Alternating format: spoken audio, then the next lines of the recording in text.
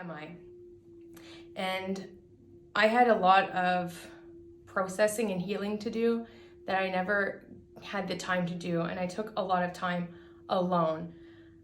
Fortunately, at the time I was able to do that. A lot of lockdowns, a lot of solitary, but I spent that time really healing and going back to a lot of shit. And I don't know your journey or what your experiences have been, but I never healed a lot of things.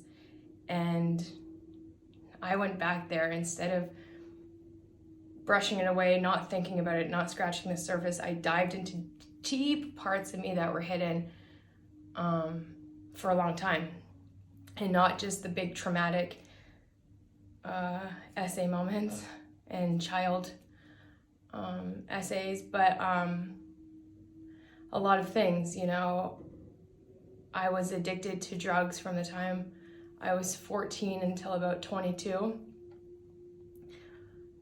Oh God, that's something I never said that to you, the world, before. But yeah, and I'm not just talking about a little pot on your lunch break at high school. I'm talking about lines of crank in the bathroom, you know. Heavy drugs. I started using heavy drugs when I was 14, so that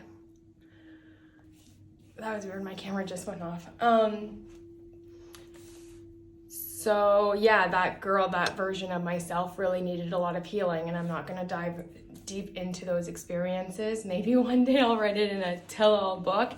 But yeah, and even I had to dive into love and what does love mean and why don't I feel loved? And I had to go back to my first love, which is so weird, who treated me horribly, and I stayed for so long. I mean, I was 17 years the love of my life, but I never had any role models of love.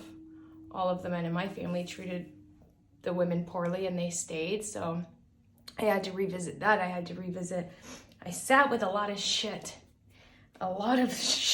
throughout my life, and it was messy, but all of those things held me back from the shame and the guilt and stuff, and it was messy, and I cried, and I spent afternoons in my bed. But I knew that if I didn't fully accept and heal from this, that I would never move on. And if I only focused on the bad every single day, if I focused on those things that I didn't have, the lack mindset, how am I even gonna get out of bed in the morning, let alone pursue my dreams?